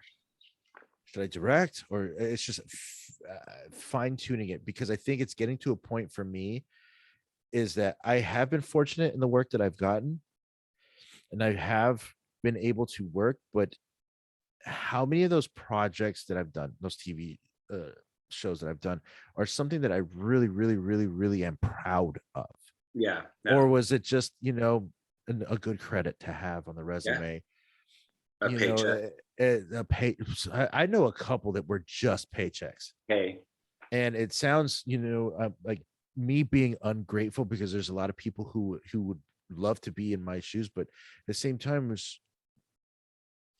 there's not roles for me that I want to do, or they're not going to see me. I was up for a lead in a film, and I didn't get it. But the fact of the matter is, like, what hurt me more is that I didn't get the lead, not because, oh, I didn't get the lead, but the fact is that I don't ever go in for leads. Out of the 8 years I've been doing this professionally, I Yeah. have Yeah. never, ever once gone in for a lead. There Yeah. aren't leads for gorditos. There's Yeah. no leads, Bro, how often? unless you're famous already. Then they'll make a lead for you, but you Yeah. already have to be famous for that. The Yep. same thing for being on Broadway. Like, you already have to be almost famous or gone to Juilliard or Yale. Yep. And it comes down to, like, what you're saying is like, well, That elitism. Yep. what do I got to do to tell these stories? Or I don't know, change the narrative, I guess. I don't know. Does that Yeah. make sense? No, yes. Uh, I totally get that. Totally understand where you're coming from on that. Like, Because it's like, am I going to write? And what do I write about? Can I write? Do I even have the right story? There's so much to think about. I know that's how I feel too. It's like, because it's the same thing. Like, I want to see these stories, and I'm like, I have these story ideas, but I know I'm not a writer. Mhm. But then there's a lot of people who are like, well, neither were they. And then they just fucking had this play out of nowhere Yeah. and getting produced. But it's also just like, for me, it's more like, what story do I want to tell? Yeah. What is the point of this play, basically? Yeah. For me, because that's kind of where I go towards, instead of like movie or film, is like producing wise. Why are we seeing this on stage? And that's kind of the school, I guess, that we were taught. Yeah. And kind of what I go in and see something. If it's spectacle, then it's a spectacle. But if I'm going and watching the show, okay, then what are you trying to teach me, or what are you trying to show me? Yeah. What am I getting out of this? And that's kind of what the struggle that I'm having is, having so much of that input ingrained in me. Yeah. Of like, okay, instead of just getting the story out of whatever story it is and just putting pen to paper or fingers to keypad. Yeah. Absolutely. It's just finding it. But yeah, I mean, same. Like, where do I want to be to present these stories or have these stories told? Is it a director? Is it a producer level? Yes. Because say if you can't write, or you have the idea, maybe you are in a producing like at a producing level, or artistic director, where you can get the right team around you. Yeah. I don't know. It's one of the things is, with that being said, you're gonna ever plan to go to New York? Well, we'll see. I mean, there's nothing right now that I'm like, oh, I need to go to New York and I need to be there or whatever. I've been lucky that, again, the Denver Center keeps hiring me, and I've also found like these side gigs that I've been able to pick up. Like, I go on vacation tomorrow, but then when I get back, I got picked up for a sub stage manager gig for a touring game show of Deal or No Deal. Oh, so nice. I'll be in Gary, Indiana for like 2 days. In about 2 weeks or so.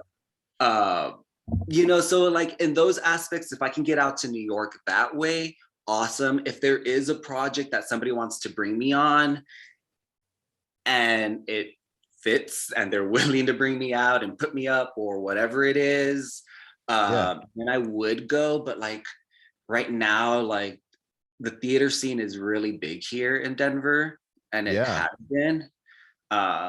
And a lot of the work that I do here, especially with the Denver Center, has been like amazing, especially like because I do stage management for regular plays or whatever, but I Yeah. would say that I would call myself more an immersive specialist and site specific. Yeah. Okay. Um, just because that's what I've been doing most of the time Wow. with the Denver Center. They have this Yeah. offshoot program that is called Off Center, and that's what they deal with more is immersive, site specific, Okay. pushing, you Yeah. know, the levels on where can we put theater and Yeah. make it more accessible to different people, or how can we change it up. Um, and that's what you know, that's one of the biggest reasons why I ended up staying in Denver too, is because like I get to work on these shows, like with David Byrne coming up, the next Yeah. show that we're working on, it deals with like how like your five senses, Uh-huh.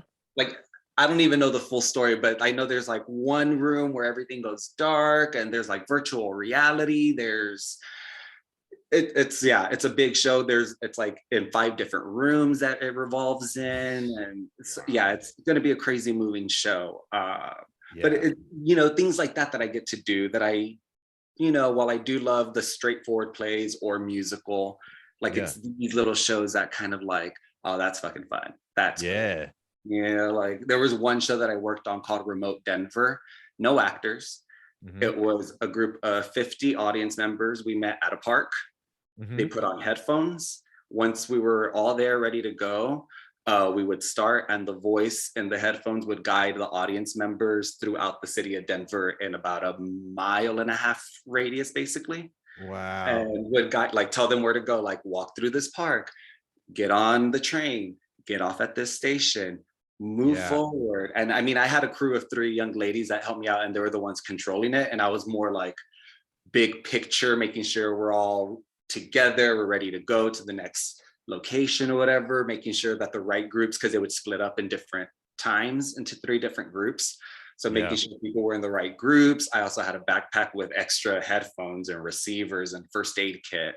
Yeah. Um, but that was a fucking awesome show. Not in a theater, Yeah. outside in the elements, 50 audience members every single day that were different. You know, so it's like these types of shows that I get to work on have just been friggin' awesome. Like, Yeah. things I No, never would have done in South Texas or hadn't exactly. done, you know. Yeah, no, I mean, site specific plays are you never know what's gonna happen. When I was in my first year of grad school, the I think it was the end of the year project or the end of the semester. No, it was the end of the year. Like the whole we had the it was almost like practicum, Oh yeah, yeah, yeah, yeah, but we called it collab. So it had the writers, the directors, and the actors, and we had to yeah. create new work.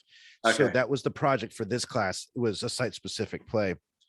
So we're rehearsing, and it's our school was in the west. It's in the West Village on Bank Street, and 2 streets over, I think it's like 11th Street, and then Charles, and then Perry.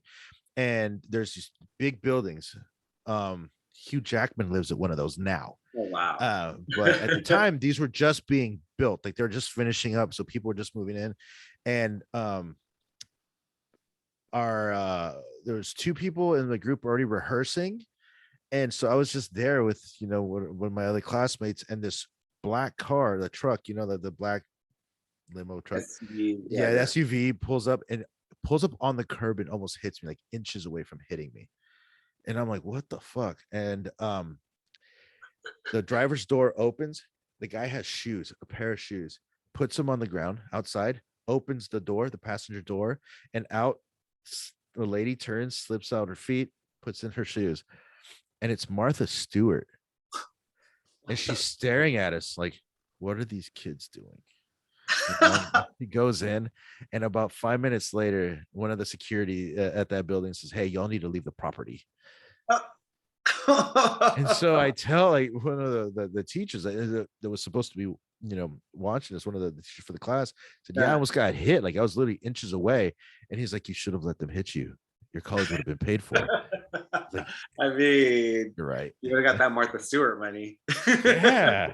I was like, man, it's nuts. But yeah, that's the one site specific story I remember. It, Martha Stewart almost hitting me.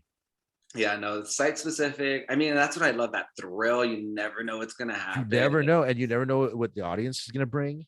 The Exactly. weather. The weather, it's kind of like outdoor theater, but like on steroids.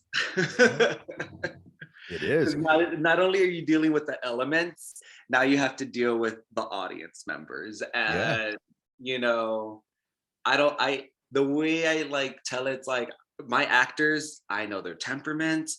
I can walk in, I know if they're having a good day, I know if they're having a bad day, I know how to approach them, I know what I could do to help them, or I could be of some service some way. But when I get 50 people, different people every single day, yeah, I don't know. I don't know. They're strangers, Yeah. Yeah, and it's Luckily, very involved. yeah, it is. Luckily, nothing ever happened on that show. I think the most we had was like one lady didn't want to get up during when she was supposed to. And I was like, you gotta go. You gotta go. And she didn't. Yeah. And then later on, well, because she would lose signal. So she wouldn't be here. And then she found me. She's like, now I see why you're telling me. I was like, I know what I'm doing. I know the show. I told you to leave for a reason. But that was the thing. A lot of people like, they would look at me because I was the one like in the recording, it would say, if you need help, look to the guy with the red hat. And I was the one with the red hat. So everybody thought that I was like pushing buttons and doing things. And I wasn't. I had like my assistants that were doing stuff. So people would want to push the envelope and see what would happen if I didn't get up. Yeah. Or if I went this way, what happened? Just being assholes. Yep. There's so it's just like that. But yeah, it's those little things that are crazy and make the job difficult, but it's also what kind of like keeps me on my toes also, and like the fun part about it as well, just like the ever changing of it or not knowing. Absolutely. No, that's crazy. More power to you. I don't know how I could do it. See, I would be able to do site specific during the winter because I love the winter, or in the fall when the temperature's not hot. But summertime, no, thank you. I will not do it. I don't care where you're at in the summertime. If I'm sweating, nope. Man, nope. I don't know. I didn't do anything outside during the winter, but just knowing Denver, I'd rather not. I don't know. Denver gets back cold. It gets cold, but it passes by really quickly. That's a good thing. Or it doesn't last too long, or the sun comes out, which is this has been the best part. But yeah, because during the summer, man, that was like I was in the best shape when I worked that show during the summer. Really? Ever. And I wasn't even like, I mean, I was working out because we would walk a little bit like throughout the city. But what would get me was at the very end, we all had to climb, I think it was 8 flight of stairs. Yeah, to go to the top of our parking garage. And I mean, again, I had a backpack with at least an extra 15 pounds. Yeah. And let me tell you, that was the first time I've ever had abs. And I was like, oh yeah, never stepped foot in a gym or like, I mean, I have, but like, I never got to a point where I was like, heck yeah, that's what I was working towards the gym. I was always just staying fit and staying healthy. There was never an end goal. But man, when I worked on that show and like, I was seeing results, I was like, all right. Yeah.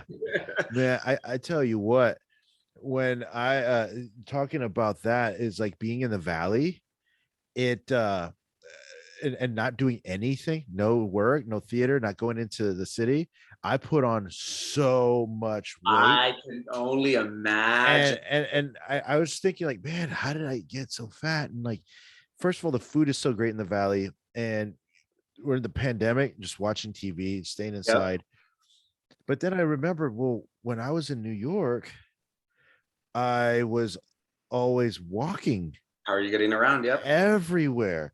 And like I would have to go to either an audition. I remember there was a time where there's one day I had an audition, and there was a 3 audition day. So the first audition was about 2 blocks from the Freedom Tower. Yeah. So on 90 John Street, so just right there by the Freedom Tower, so the south end of the island. Yeah, yeah, I had to yeah. hop on a train, and I went up to Madison Square Park, which is 60 Oh, park. Madison. So that's in Murray Hill. So it's on the almost like the east side Okay, by okay, Madison Avenue, close like on 27th Street about. So okay. it's on 23rd. Yeah, it's on closer to 27th Street. So on the east side. Uh-huh. I had to walk over there. Then I had You to, walk? yeah, I took the train and I walked up there a few Okay. blocks. Then I had to go right back down to 90 John because it was a different casting office in the same building. Yeah, yeah. Or I've done it where I have an audition there at 60 Madison. So that's right there by the park. You know where the Flatiron building is? Yeah, yeah. So right there, right around the corner from there. That's the park across the Uh-huh. street from there is Madison Square Park. So then I Yeah, would yeah, have yeah, to, yeah. I had an audition across by the meat packing district at Chelsea Market, like across the street from Chelsea Market Mm-hmm, at House mm-hmm. Casting. And that is just it, during the summertime, it sucks because if you That's have to go over there anywhere by Chelsea Market, there's no train close to there. oof. It's awful. But I'd have to Uh, walk all that, and I was always yeah, walking or just always outside. And then the moment the pandemic hit, it's never outside. yep.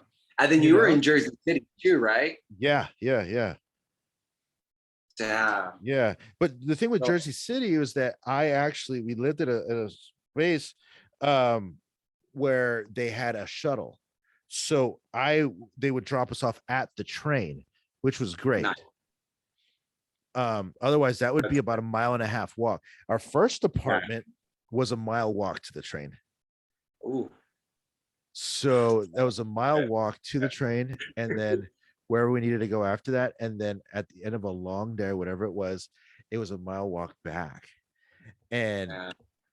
you talk about that struggle that people don't understand. It's like if you want this, you're gonna have some struggles. I remember one time Oh, we would had those grandma carts that yeah. fold out, and so we'd go Yeah. get groceries.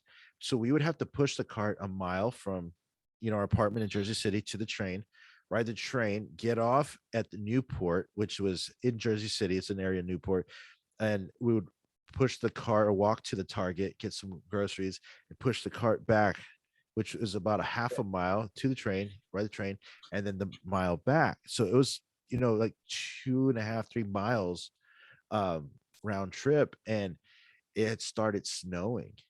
Uh, And so the wheels started like getting that packed ice in there, and it turned into a sled. There's ooh. always something. And when our kids are bigger and they're older, I can literally tell them, I was like, we did walk a mile in snow and rain and heat.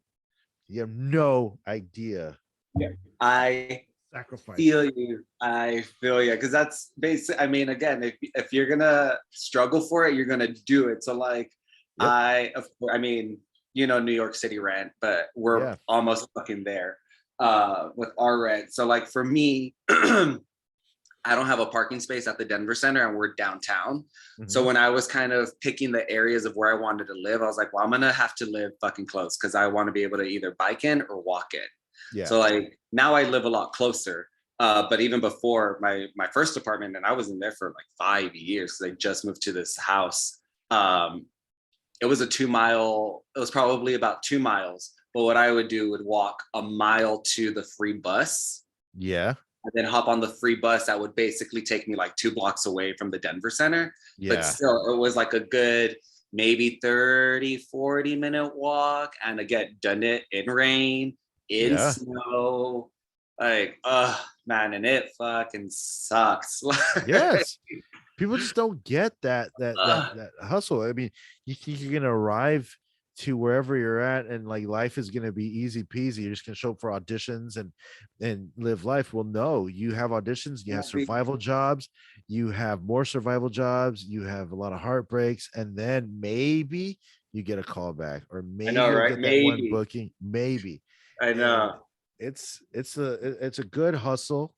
But you really do have to have that thick skin, and you You have to do. be there Yeah. mentally ready Oh, I for know, it. right? Yeah. I So know. And yeah. especially how you said, like, just having somebody there, and luckily you had like Rosa there, because yeah, like the first couple of years that I was here, like woof, like Yeah. especially in the new city and not knowing anybody, like Yeah.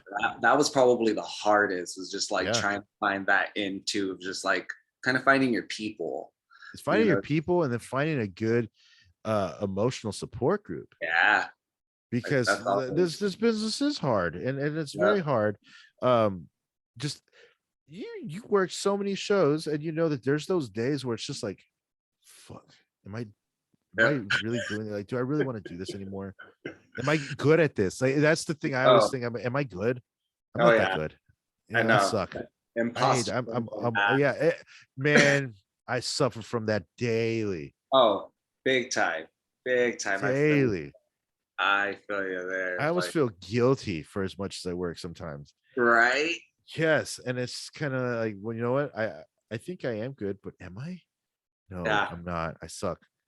I don't know, but yeah, no, I am. No, I'm not. I suck, and it's just it's that constant little, like, the little angel and the demon on the shoulders. You know what I mean? It's that constant battle, man. Oh yeah, Constantly, I constantly. feel yeah. Yeah. Well, we're getting up to almost 2 hours I here. know, I It's know. been so great catching up with you. This is awesome. Yeah. This Yes. conversation's been great. And that's what this whole podcast is about, is just checking in on my people and seeing where we're at and seeing what everyone's been doing. And we pretty much we came up together around Yeah. the same time, working the same shows, doing some really weird Shakespeare. Remember that? The Oh yeah, whole much ado.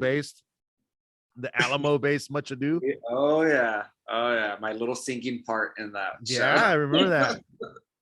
And it was me and like Rick Rosales, and I think was it Johnny Dimas watching you as if you're dropping it like you're Beyonce. All right, like I remember I had a fight to like not have music because I wasn't comfortable. Same like for you, it probably would have Yes. been like starting in 3 times. With I forget, I think it was like Agustin was a music person or something, or I forget who it was, but I was just like, I'll do it a cappella. Let me do it a Yeah. cappella. Fucking do it. I know I can Yeah. do it. Man. Yeah. Yeah, that show Goodness. was so weird. Yeah, there was a lot of those weird experiences there, but I mean, they molded us. I know, They right? made us to what we are. Oh yeah, big time. Yeah. So this has been great. I'm so glad we got you on here, and finally catching up after all these years. And I No. really hope that the right audition will come across my little computer here, and it's for an awesome play at the Denver Center, and we can work together Hey. again. Or something I'm producing, and Exactly. And you're gonna cast me it's as the gonna third it's lead. gonna happen. I mean, this world is too small for it not to happen. So Oh at yeah. some point. I mean, we've already known so many people, the same people, and we've worked with or know each other, so we probably will work together at some point. Yeah. For sure. Wouldn't that be great? I know it's gonna happen. I see it. And then they'll do it or right up in the Festiva, I know, the right? monitor. I get a little butthurt sometimes that they haven't asked me anything about the Festiva. I'm not gonna lie, I get a little butthurt. Or that or that UTRGV doesn't call us back. I feel like we're killing the game a little bit. That they can be like, hey, look at these two people from the valley. Like, if they can do it, I can do it. Which is true, Yeah. like for real. They've never called me back. I The only time I've ever gone to speak there is when I've been in town and I show up randomly. yeah. They never ask their alum unless it's Valente. I love know, Valente. right? I know. I love Valente. He's been so good, but He's so he's great. the only one like they will call, and I was like, well, if your numbers are hurting, there's I people know, right? working that can help persuade some unsure So, kids. right? Just saying, Hey. just saying, right? I But feel good. it's whatever. I know, right? Keep the enrollment low. Just kidding. Just kidding. All right, then. Well, thank you so much. stay on just a second after I stop recording here, but I want to tell everybody thank you for watching and listening. This has been so great. Rick, thank you. Much luck to your future endeavors. Everybody who has been watching and listening, go ahead and leave a good review on iTunes, and I'm on Spotify. You can also watch this on YouTube on Mondays on my channel. So thank you, everybody. Be kind to one another, and I'll see you all next time. Yeah.